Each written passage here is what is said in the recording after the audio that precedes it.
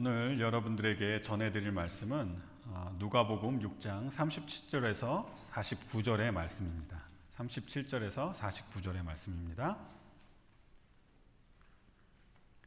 오늘 말씀의 제목을 심판자 되신 예수님이라고 이렇게 정해보았어요.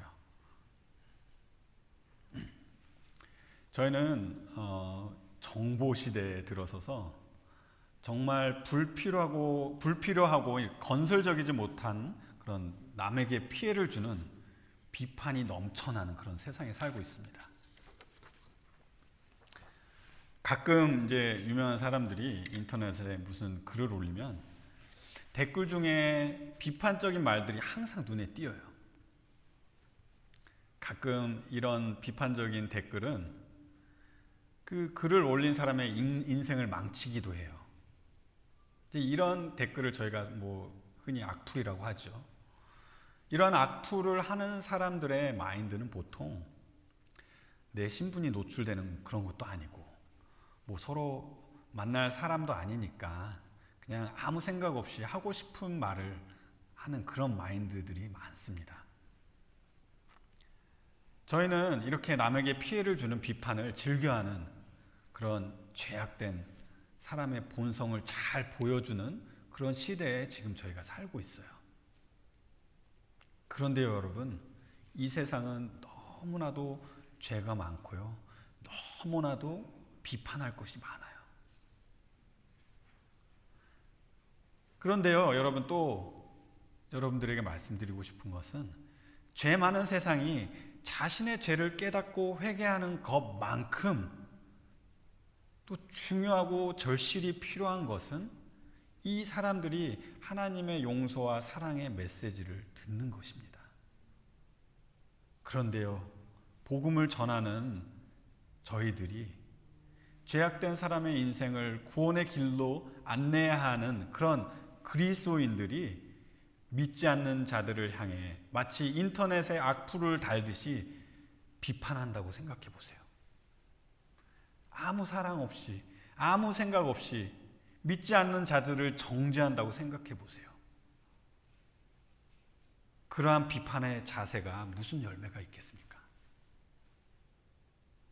자, 오늘 말씀은 그러한 비판을 왜 해서는 안 되는지 예수님께서 저에게 가르쳐 주시는 그런 말씀이 아닌가 생각이 돼요. 제가 오늘 말씀을 여러분들에게 읽어드리도록 하겠습니다.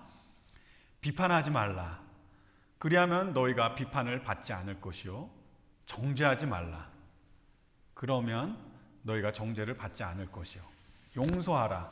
그리하면 너희가 용서를 받을 것이요, 주라. 그리하면 너에게 줄 것이니 곧 후히 되어 누르고 흔들어 넘치도록 하여 너에게 안겨주리라. 너희가 헤아리는 그 헤아림으로 너희도 헤아림을 도로 받을 것이니라. 또 비유로 말씀하시되 맹인이 맹인을 인도할 수 있느냐? 둘이 다 구덩이에 빠지지 아니하겠느냐? 제자가 그 선생보다 높지 못하나 무릇 온전하게 된 자는 그 선생과 같으리라. 어찌하여 형제의 눈 속에 있는 티는 보고 내 눈 속에 있는 들보는 깨닫지 못하느냐? 너는 내 눈 속에 있는 들보를 보지 못하면서 어찌하여 형제에게 말하기를 형제여 나로 내 눈 속에 있는 티를 빼게 하라 할 수 있느냐? 외식하는 자여 먼저 내 눈 속에서 들보를 빼라. 그 후에야 내가 밝히 보고 형제의 눈 속에 있는 티를 빼리라. 못된 열매 맺는 좋은 나무가 없고 또 좋은 열매 맺는 못된 나무가 없느니라. 나무는 각각 그 열매로 안 하니 가시나무에서 무화과를 또는 찔레에서 포도를 따지 못하느니라. 선한 사람은 마음에 쌓은 선에서 선을 내고 악한 자는 그 쌓은 악에서 악을 내나니 이는 마음에 가득한 것을 입으로 말함이니라. 너희는 나를 불러 주여 주여 하면서도 어찌하여 내가 말하는 것을 행하지 아니하느냐? 내가 나와서 내 말을 듣고 행하는 자마다 누구와 같은 것을 너에게 보이리라. 집을 짓되 깊이 파고 주추를 반석 위에 놓은 사람과 같으니 큰 물이 나서 탕류가 그 집에 부딪히되 잘 지었기 때문에 능히 유동하지 못하게 하였거니와 듣고 행하지 아니하는 자는 주추 없이 흙 위에 집 지은 사람과 같으니 탕류가 부딪힘에 집이 곧 무너져 파괴됨이 심하니라 하시니라. 아멘.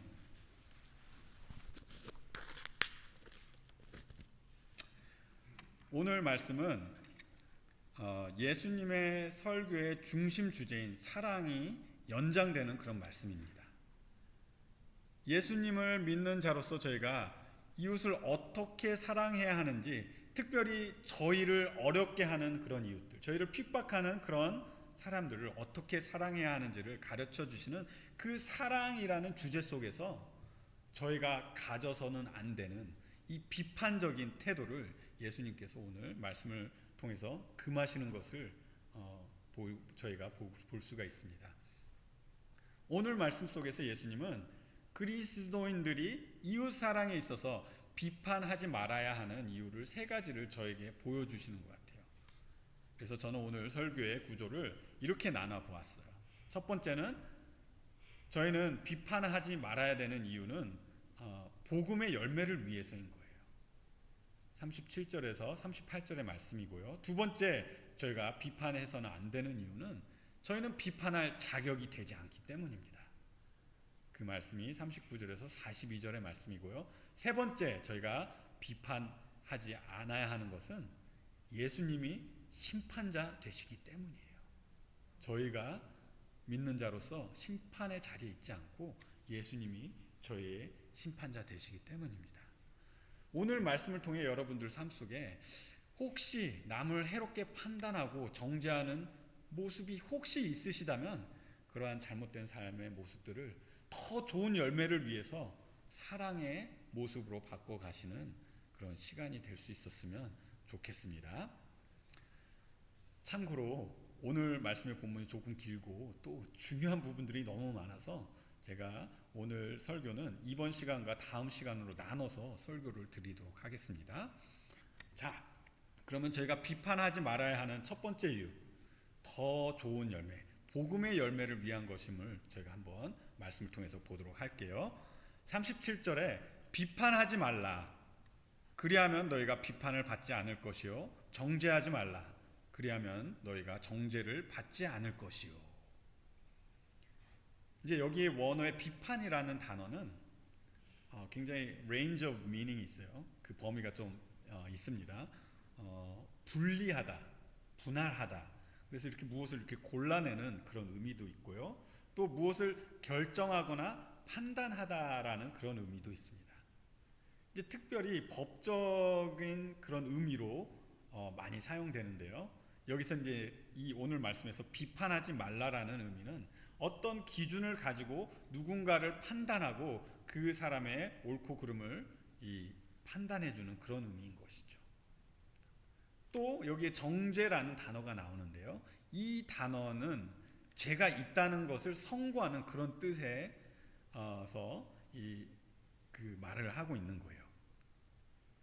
이제 성경에서 정죄는 굉장히 시리어스한 그런 문제인 것입니다. 그래서 여기에 판단과 정죄를 함께 사용하여 예수님께서 말씀하실 때 이 말씀이 단순히 그냥 삶의 지혜의 말씀이 아닌 거예요. 죄는 심각합니다.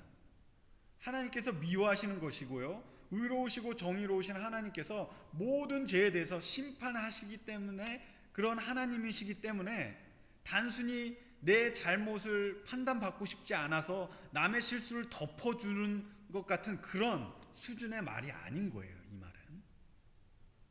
그러면 이 말은 무엇일까요?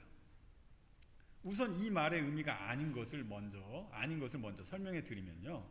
37절에 비판하지 말라, 정죄하지 말라는 말은 저희가 잘못 인용할 때가 많아요. 특별히 자신의 잘못, 또 자신 없는 모습을 다른 사람에게 비평거리가 되거나 비판을 받고 싶지 않을 때 자기 방어를 하기 위해서 이 말씀을 인용할 때가 많은 것을 저희가 볼 수 있어요. 특히 세상 사람들 속에서. 그런데요, 저희가 분명히 알아야 할 것은요, 37절에 비판하지 말라라는 의미는 죄에 대하여 판단하지 말라는 그런 말씀이 아닌 것입니다. 저희 모두에게는 죄에 있어서 성경적인 판단과 비판이 항상 필요한 사람들이에요. 이제 성경의 예를 들면요, 마태복음 18장 15절에 형제가 죄를 범할 때 저희가 어떻게 해야 하는지 예수님께서 명령하시고 계신 것을 저희가 볼 수가 있어요. 마태복음 18장 15절을 읽어드리면요, 내 형제가 죄를 범하거든 가서 너와 그 사람과만 상대하여 권고하라. 만일 들으면 내 형제를 얻을 것이요. 형제를 얻기 위해서, 그 형제가 죄에서 멀어져서 공동체 안에서 그 교제가 단절되는 그런 아픔과 슬픔을 방지하기 위해 형제의 죄를 깨닫게 해주는 것은 저희가 정말 마땅히 해야 하는 공동체적인 그리스도인의 사랑인 것입니다. 야고보서 5장 19절에서 20절의 말씀도 비슷한 맥락의 말씀이 나와요. 형제를 미혹된 진리에서 돌이켜야 하는 것이 얼마나 중요하고 귀한 것인 것을 이 야고보서 5장에서 말씀하는데, 제가 읽어드리면 19절에 내 형제들아, 너희 중에 미혹되어 진리를 떠난 자를 누가 돌아서게 하면 너희가 알 것은 죄인을 미혹된 길에서 돌아서게 하는 자가 그의 영혼을 사망에서 구원할 것이며 허다한 죄를 덮을 것임이라. 여기에서는 미혹되어 진리에서 떠난 자들을 돌이키게 하라고 하시는데, 이게 얼마나 중요한 말씀인지 몰라요. 마태복음은 죄에서 회개하는 것, 야고보서는 진리에서 벗어난 자를 다시 진리로 돌아오게 하는 것, 그리스도인의 삶에서 벗어난 형제 자매를 다시 그리스도인의 삶으로 돌이키는 이러한 모든 일은 바로 서 있는 다른 형제 자매들이 하나님의 주시는 지혜로운 분별과 판단, 그리고 온유한 권면으로 그들에게 해야 하는 절실한 사랑인 것입니다. 너무나도 필요한 것이에요. 제가 이 죄에서 돌이키게 하는 판단이 공동체적인 사랑이라고 했는데, 이것을 제가 조금 예를 들어서 이제 더 설명해 드리면은, 하나님께서 벌하실 때 가장 심한 벌이 무엇이라고 생각하세요? 뭐 당연히 지옥이라고 생각하시지만, 이 세상에 저희가 살아갈 때 하나님께서 죄악이 난무한 이 세상을 심판하실 때가 있어요. 근데 그 중에 가장 심한 벌이 무엇이라고 생각하세요?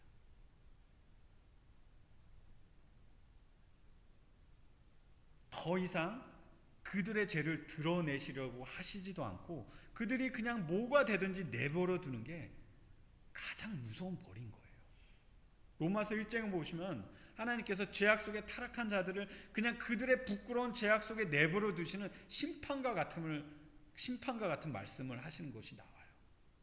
마치 부모가 망나니 같은 자녀를 혼내고 벌주고 잔소리하고 그러다가 더 이상 이 아이를 어떻게 할 수가 없구나, 마지막에는 그 아이를 포기하고 내버려둬서 그 인생이 망가지든지 말든지 그냥 내버려 두는 거, 더 이상 아무것도 잘못되었다고 말하지 않아요.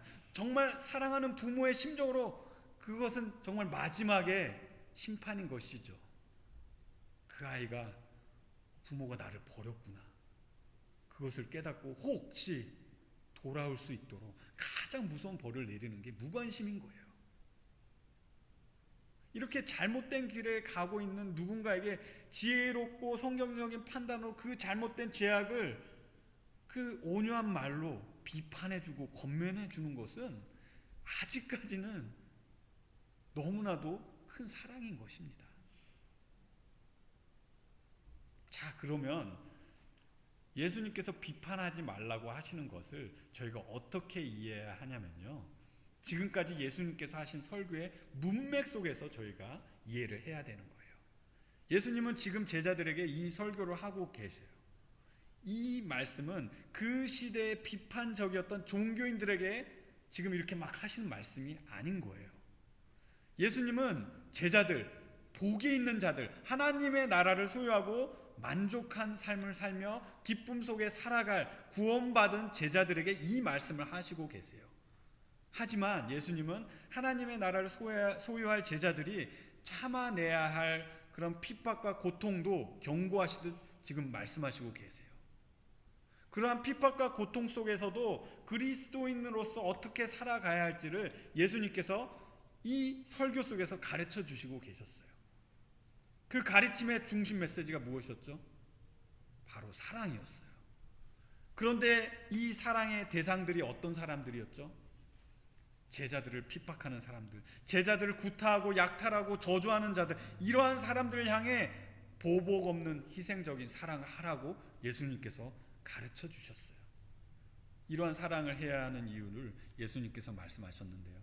35절과 36절을 보시면 오직 너희는 원수를 사랑하고 선대하며 아무것도 바라지 말고 꾸어주라. 그래야면 너희의 상이 클 것이요 또 지극히 높으신 이의 아들이 되리니 그는 은혜를 모르는 자와 악한 자에게 인자하시니라. 너희 아버지의 자비로우신 같이 너희도 자비로운 자가 되라. 이러한 이유를 저에게 주신 것이죠. 그런데요, 이렇게 저희가 사랑을 할 때 무슨 열매가 있을까? 이 사랑의 열매가 무엇일까? 여러분 한번 생각해 보셨어요? 이 사랑의 열매가 무엇일까요? 이 사랑의 열매는요, 믿지 않는 자들을 예수님의 십자가의 은혜로 인도하는 것이 이 사랑의 열매인 것입니다. 하나님의 자비하심, 죄인들을 불쌍히 여기셔서 그 아들 예수 그리스도를 저희와 같은 죄인들을 위해서 이 세상에 보내주시고 저희의 죄의 형벌을 담당하시기 위해 예수님께서 십자가에서 고통 속에 죽으시고 또 저에게 영원한 생명을 주시기에 다시 살아나셔서 부활의 소망을 주신 그 은혜와 자비로우심을 아직 예수님을 모르는 자들에게 전하는 것이 정말 귀하고 아름다운 사랑의 열매인 것이에요. 이 열매를 위해서 저희가 보복이 없는 희생적인 사랑을 하는 것입니다. 예수님의 설교 속에 이 사랑이라는 주제는 아직 끝나지 않았어요. 이 사랑의 큰 주제 안에서 이어서 말씀하시는 비판하지 말라, 정죄하지 말라는 이 명령은 이 사랑의 열매를 맺는 복음 전도적인 맥락 속에서 여러분들이 이해를 하셔야 되는 것입니다. 저는 죄 속에 있는 자들을 하나님의 말씀 안에서 돌이키게 하는 판단은 사랑이라고 이미 말씀을 드렸어요. 그런데 비판과 정죄하는 것이 그 사람을 위하는 사랑하는 마음이 없이 내가 너보다 더 의롭고 선하고 나는 너보다 아는 게 많고 너는 무조건 나의 방식대로 해야 해, 그러한 율법적인 태도와 교만한 마음에서 나오는 비판과 판단과 정죄는 오히려 자비를 베푸시고 용서하시길 원하시는 하나님의 성품을 믿지 않는 자들에게 전달할 수 없게 만드는 것이에요. 이들이 자신의 죄를 깨닫는 것만큼 절실히 필요한 것은 이들이 하나님의 자비와 용서를 아는 것입니다. 이들에게도 누구에게든지, 하나님께 나오는 누구에게든지 하나님의 자비와 용서가 그들에게 available 하다는 것이에요. 예수님은 말씀하십니다. 용서하라. 그리하면 너희가 용서를 받을 것이요. 여러분, 아까도 말씀드렸지만 이 세상은 너무나도 죄가 많고 너무나도 비판할 것이 많아요. 그리고 그러한 죄를 정의로운 기준으로 정죄해야 합니다. 하지만 이들의 죄가 드러나는 것만큼 더 절실하게 필요한 것은 그들의 죄가 용서받는 것이에요. 예수님은 예수님을 믿고 따르는 제자들에게 용서하라고 명령하십니다. 특별히 예수님의 설교의 문맥을 보았을 때 믿는 자들을 핍박하는 자들을 그들의 악한 행동을 보복하지 말고 그들의 행동을 비판하거나 정죄하지도 말고 용서하라고 지금 명령하시는 거나 마찬가지예요. 무엇을 위해서요? 사랑의 열매, 복음의 전도의 열매를 위해서요. 용서하라고 하시는 거예요.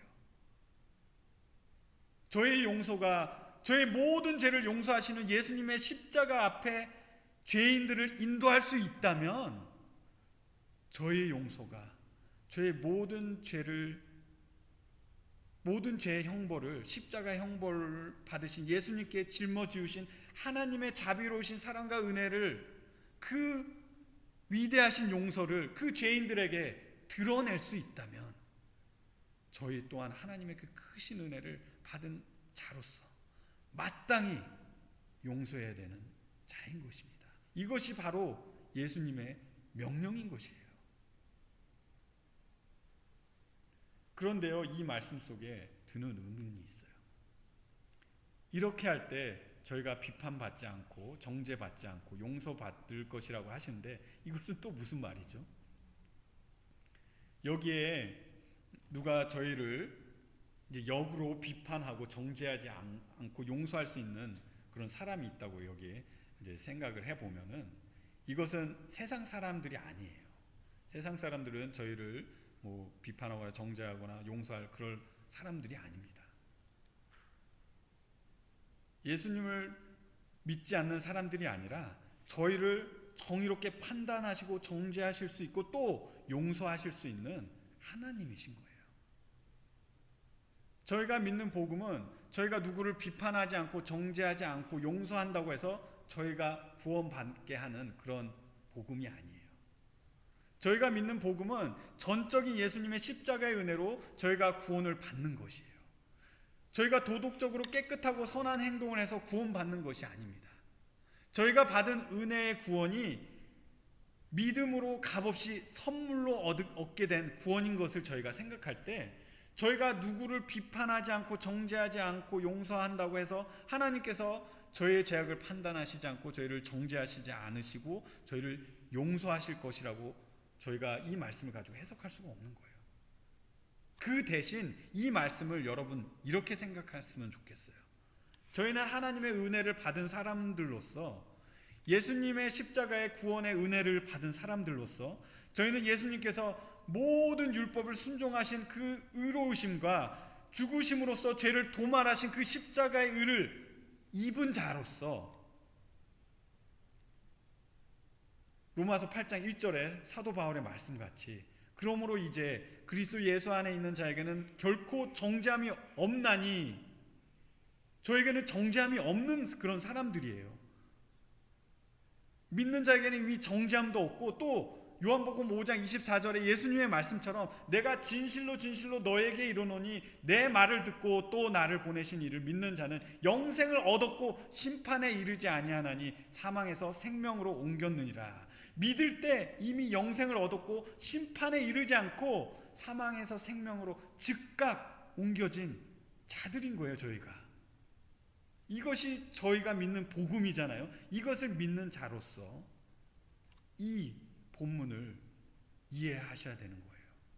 그러면 예수님께서 오늘 본문을 이렇게 말씀하신 것은, 예수님을 믿는 자들, 그래서 예수님의 말씀을 순종하고 따르며 실천하는 자들이 받을 하나님의 자비로우신 구원으로 여러분들이 이해하시면 되는 것입니다. 예수님을 믿고 순종하며 살아가는 자들에게 정죄함이 없고 그 죄악을 도말하시는 하나님의 구원의 은혜가 약속된 것을 이 말씀을 통해서 저희가 깨달으시면 되는 거예요.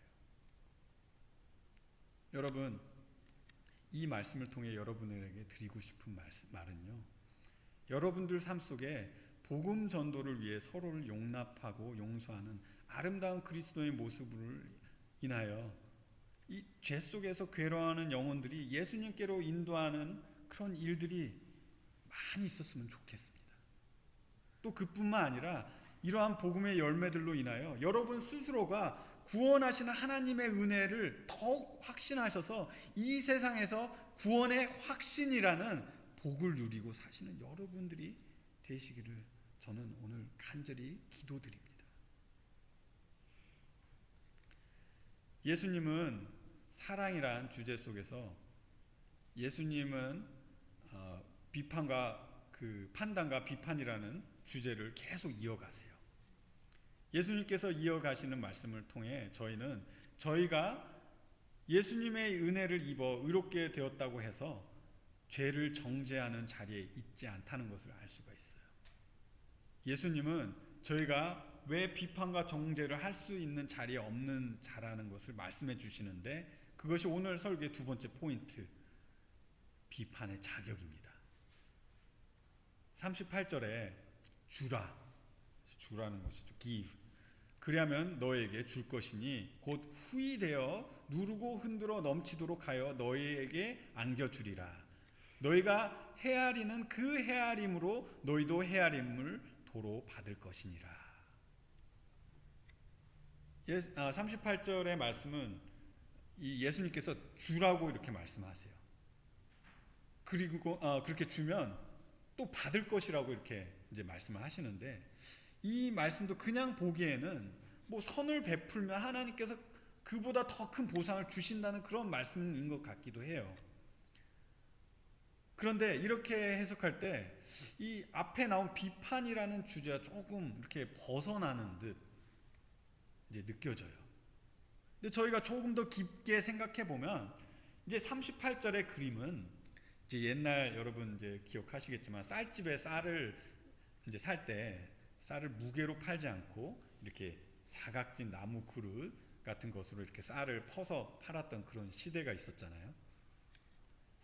쌀을 그 나무 그릇에 가득 담을 때 한 대라고 이제 했었는데, 그런데 그 쌀을 그릇에 퍼서 가득 담아도 그릇을 이렇게 흔들면 그 그릇에 쌀을 더 담을 수 있는 이제 공간이 이렇게 생기게 돼요. 그래서 그 쌀을 대로 이제 측정할 때는 한 번 퍼서 흔들어서 또 공간이 생기면 또 한 번 퍼서 담아야, 그래야 이제 정확한 이 한 대라는 측정이 되는 것이죠. 이제 그렇게 이렇게 흔들어서 담는 그런 연상을 하게 하는 그런 비유를 예수님께서 말씀해 주고 계세요. 그런데 예수님께서 이어서 말씀하실 때 강조되는 단어가 하나가 보입니다. 바로 헤아림이라는 단어예요. 이 원어 헤아림이라는 단어의 의미는 이 측량하는 도구를 의미하는 거예요. 도구. 이렇게 아까 말씀드렸듯이 대를 측정하는 그 네모진 그 나무로 된 그 그릇과 같은 그거를 헤아림이라고 하는 것이죠. 이제 다른 말로는 도량과 같은 그런 기구를 의미하는 단어인데, 도량과 같은 기구는 왜 만들어졌냐면 공정성을 위해서 만들어진 거예요. 그렇죠? 근데 저희가 사랑이라는 큰 주제 안에서 이웃을 사랑하기 위해 하지 말아야 하는 이 비판과 정죄, 그리고 해야 하는 용서를 연관지어 이 헤아림이라는 단어를 생각하면요, 저희가 다른 사람을 비판하거나 정죄할 때 저희는 공정성이 있어야 한다는 것이에요. 헤아림이 있어야 되는 것이에요. 저희가 공정하게 할 때 하나님도 저희가 행한 공정함보다 더 크신 하나님의 은혜를 차고 넘치게 부어서 저희 품에 돌려주신다는 그런 말씀인 것이죠. 그런데 질문이 하나 생깁니다. 질문은, 저희는 공정한 그 선을 기준으로 할 수 있는 그런 헤아림을 가지고 있는가라는 질문이에요. 저희가 누구를 판단할 때 이제 판단받는 모두가 와, 저 사람 정말 공정하다라고 동의해주는 그런 기준이 저희에게 있을까? 질문이 되는 것이죠. 예수님은 이어서 비유로 말씀하시는데요, 그 비유 속에 저희의 헤아림과 정당성이 얼마나 왜곡되고 잘못될 수 있는지를 이제 보여주고 계세요. 첫 번째 비유는요, 저의 공정성, 이 기준의 한계를 보여줍니다. 39절에 비유로 말씀하시되 맹인이 맹인을 인도할 수 있느냐? 둘이 다 구덩이에 빠지지 아니하겠느냐? 그 당시의 길은 참 험했어요. 지금처럼 이렇게 포장 도로도 아니고요. 인도 사람이 가는 길과 뭐 찻길 뭐 구분이 되지도 않고, 길을 가다 보면 웅덩이도 많고 구덩이도 많았습니다. 그러한 길을 맹인이 다른 맹인의 그 손을 잡고 길잡이가 되어준다고 하고 인도하다 보면 당연히 둘 다 넘어지거나 크게 다치거나 구덩이에 빠질 수밖에 없는 것이죠. 이 비유의 말씀과 같이 잘못된 인도를 따라가는 것은 위험천만한 일인 것입니다. 그런데 예수님은 40절에 이 비유를 이렇게 설명하세요. 제자가 그 선생보다 높지 못하나 무릇 온전하게 되는 자는 그 선생과 같으리라. 이 말은 맹인이 가지고 있는 보지 못하는 한계를 그 시대의 철학과 종교를 겨냥하여 말씀하시고 계신 게 아닌가 생각이 되는 것이죠. 저희가 세상의 철학과 종교 아래 있을 때는 그 안에 있는 기준을 가지고 판단하게 됩니다. 아무리 도덕적으로 훌륭한 철학과 종교이어도 배우는 사람의 입장에서는 그 철학과 종교의 공정성을 가지고 판단이 미숙할 때가 많아요. 그런데 그러한 철학과 종교를 완전히 마스터한다고 해도 그 기준은 그 선생의 기준, 그 철학과 종교가 주는 그 기준의 공정성의 한계를 넘을 수가 없는 것입니다. 특별히 저희 시대의 사회, 정치, 경제, 종교, 문화, 교육 모든 분야들이 사람을 중심으로 하는 인본주의적인 그런 기준들이 자리를 잡고 있어요. 사람을 중심으로 하는 인본적인 공정성의 기준은 어떻게 보면 참 좋은 기준이다 라고 생각할 때가 있어요. 사람을 위한 것이니까요. 그런데요, 모든 것을 다 아시고 모든 사람의 마음과 생각을 다 감찰하시고 모든 사람의 행적을 다 아시고 또 완전히 선하시고 죄를 알지 못하시고 거룩하신 하나님이 죄 많은 사람을 판단하시는 그 기준에 이 인본적인 기준은 도달할 수 없는 것입니다.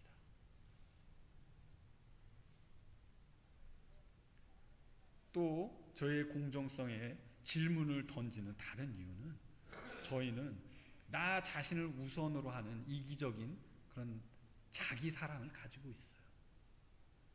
그런 자기 사랑, 이기적인 자기 사랑을 가지고 있을 때 저의 공정성은 또 왜곡될 수밖에 없습니다.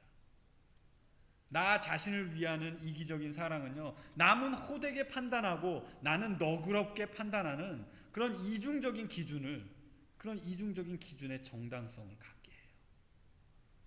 예수님은 이러한 이중적인 정당성을 아주 재밌게 코믹하게 비꼬듯이 비유로 보여주세요. 41절에 어찌하여 형제의 눈 속에 있는 티는 보고 내 눈 속에 있는 들보는 깨닫지 못하느냐. 너는 내 눈 속에 있는 들보를 보지 못하면서 어찌하여 형제에게 말하기를 형제여 나로 내 눈 속에 있는 티를 빼게 하라 할 수 있느냐. 외식하는 자여 먼저 내 눈 속에서 들보를 빼라. 그 후에야 내가 밝히 보고 형제의 눈 속에 있는 티를 빼리라. 여기 형제 눈 속에 있는 티라는 원어는 이 쌀을 이제 별을 이렇게 떨어뜨리면 생겨나는 이런 겨가 있잖아요. 그 겨와 같은 것이 이제 눈에 들어가서 앞이 보이지 않는 그런 상황을 연상하게 해요. 이 티라는 것이 이런 지푸라기 같은 아니면 이런 벼에서 생겨나는 이 겨와 같은 것을 의미를 하는 것이죠. 그런데 그 티를 빼라고 하는 내 자신의 눈에는 뭐가 있냐면요, 이 집을 지탱하는 기둥과 같은 큰 들보가 있다는 것이에요. 여기 기둥 보이시죠? 이런 게 눈에 이렇게 들어가 있다는 것이에요. 이거는 그림으로 이렇게 상상하기가 힘듭니다. 예수님께서 이렇게 과장된 비유로 이렇게 설명을 하시는데 이 비유를 듣는 사람들 중에 정말 아주 이 기둥이 눈에 있는 것 같이 정말 황당하고 어떻게 보면 미련한 이런 이중적인 정당성을 가지고 있는 사람들이 이 예수님의 말씀을 들었을 때 속으로 얼마나 민망했을까요? 창피했을까요? 이 비유도 맹인이 맹인을 인도하는 그 비유의 꼬리를 물듯이 자신의 잘못을 보지도 못하면서 남을 판단하고 비판하고 정죄하려는 이기적인 정당성을 예수님께서 말씀하시고 계세요. 내 잘못은 관대하게 너그럽게 대하려고 하면서 남의 작은 잘못은 가만히 두지 못하고 이중적이고 가식적인 그런 자들을 예수님이 위선자라고 지금 비판하고 계신 것이죠. 여러분, 저의 기준이 이 세상의 가치관과 가르침으로 만들어져 있고 또 저희 기준에는 저희의 이기적인 본성으로 가득 차 있어서 너무나도 왜곡되어 있고 너무나도 망가져 있어서 누구를 판단할 수가 없는 것입니다. 저희가 그런 생각을 하는 자체가 어쩌면 부끄러운 일이에요. 그런데요, 올바르게 판단하는 방법이 있어요. 저희가 저희를 가르쳐주는 이 세상의 기준에서 벗어나는 것입니다. 바로 저희의 선생님이 되시는 예수님의 가르침, 그 가르침, 하나님의 기준으로 모든 사람을 바라보아야 되는 것이 올바른 판단의 정당한 기준이 돼야 되는 것이에요. 그런데요, 이것을 가지고 먼저 해야 될 것이 있습니다. 이것을 가지고 남을 먼저 판단하는 것이 아니라 나를 먼저 판단해야 되는 것이죠. 다른 사람들을 바라보기 전에 예수님의 기준으로 내 자신을 바라보고 예수님 앞에 내려놓아야 될 죄악들을 내려놓아야 되는 것이 저희 믿는 자들이 해야 되는 행동인 것이에요. 그런데 지금까지 예수님께서 저에게 비판하지 말라고 이렇게 하셨는데 예수님이 비판하고 계시네? 라는 의문이 들어요. 그렇죠? 예수님이 마치 자신이 공정한 정당성의 기준이 되시는 것을 저희에게 이렇게 힌트라도 주시는 것처럼 이중적이고 위선적인 그런 사람들을 향해서 담대하게 강하게 지금 비판을 하십니다. 너희들은 다 위선자라고 이렇게. 이것이 오늘 설교의 이제 세 번째 포인트인데요. 심판자 되신 예수님이에요. 세 번째 포인트는 오늘 말씀만 읽고 마치도록 할게요. 심판자 되신 예수님에 대해서 다음 주에 이어서 제가 설교를 하도록 할게요. 자, 43절부터 읽어드리면 못된 열매 맺는 좋은 나무가 없고 또 좋은 열매 맺는 못된 나무가 없느니라. 나무는 각각 그 열매로 아나니 가시나무에서 무화과를 또는 찔레에서 포도를 따지 못하느니라. 선한 사람은 마음에서 쌓은 선에서 선을 내고 악한 자는 그 쌓은 악에서 악을 내나니 이는 마음에 가득한 것을 입으로 말함이니라. 너희는 나를 불러 주여 주여 하면서도 어찌하여 내 말하는 것을 행하지 아니하느냐. 내가 나와서 내 말을 듣고 행하는 자마다 누구와 같은 것을 너희에게 보이리라. 집을 짓되 깊이 파고 주추를 반석 위에 놓은 사람과 같으니 큰 물이 나서 탕류가 그 집에서 부딪히되 잘 지었기 때문에 능히 요동하지 못하게 하였거니와 듣고 행하지 아니하는 자는 주추가 없이 흙 위에 집 지은 사람과 같으니 탕류가 부딪힘에 집이 곧 무너져 파괴됨이 심함이니라 하시니라. 여러분, 오늘 말씀 속에서 예수님은 그리스도인들이 이웃 사랑에 있어서 비판하지 말아야 하는 이유 세 가지 중에 두 가지를 저희가 바라보았어요. 첫 번째는 저희가 비판하지 않는 이유는 복음의 열매를 위해서인 것이에요. 두 번째는 저희가 예수님 앞에서 하나님 앞에서 용서받은 죄인으로서 다른 용서를 구하는 죄인들을 비판할 그런 자격이 되지 않기 때문입니다.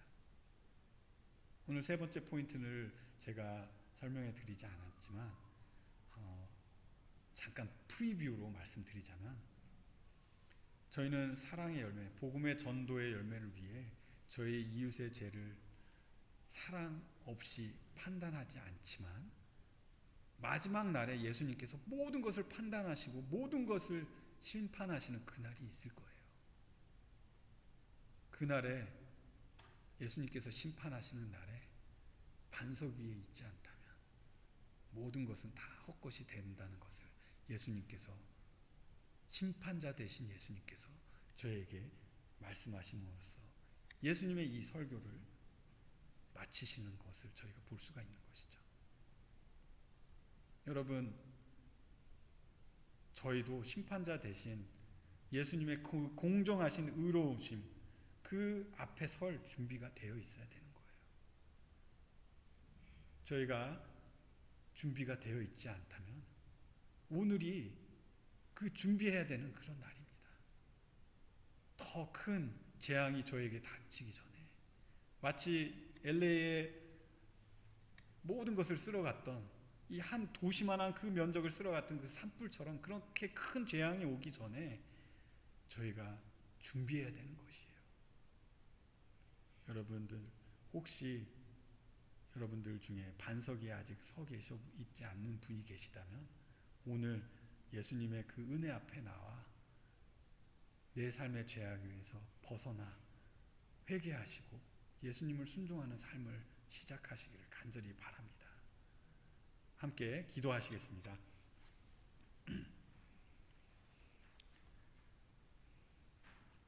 하나님 아버지, 저희는 참 사랑이 부족한 자들입니다. 예수님의 사랑을 닮아가야 하는 자들이지만 어떤 때 보면 저희는 정말 믿지 않는 자들만큼 사랑이 부족한 그런 자들인 것을 볼 때 주님 앞에 너무나도 부끄럽고 너무나도 죄송한 마음을 금하지 않을 수가 없습니다. 하나님, 하지만 저희는 예수님의 명령을 따라 살기를 원하는 자들인 것을 주님께서 아십니다. 저희 마음속에 저희가 예수님의 말씀을 완전히 순종하지 못함 속에서 고통하는 그런 마음이 있어도 저희 마음은 주님을 사랑하고 주님께서 명령하시는 그 명령을 따르기를 원하는 믿는 자들인 것을 주님께서 아시는 것을 저희가 믿습니다. 하나님 아버지, 오늘 말씀 속에 이 명령들 저에게는 쉽지가 않지만 주님께서 저에게 주님을 사랑하고 주님의 말씀을 더욱더 지키고자 하는 그런 마음들을 더 크게 부어주셔서 저희를 어렵게 하는 자들에게 담대하게 주님의 사랑을 전하고 또 사랑으로 희생으로 그들에게 하나님의 그 놀라운 구원의 길을 인도하는 저희 모두가 될 수 있도록 주님께서 저희에게 주님의 사랑을 차고 넘치게 부어주시기를 간절히 기도드립니다. 오늘 이 말씀을 통해서 저희가 이 세상을 향하여 사랑을 베푸는 저희 모두가 될 수 있도록 주님 인도하여 주시옵소서. 이 모든 것을 예수님의 귀하신 이름으로 기도드렸습니다. 아멘.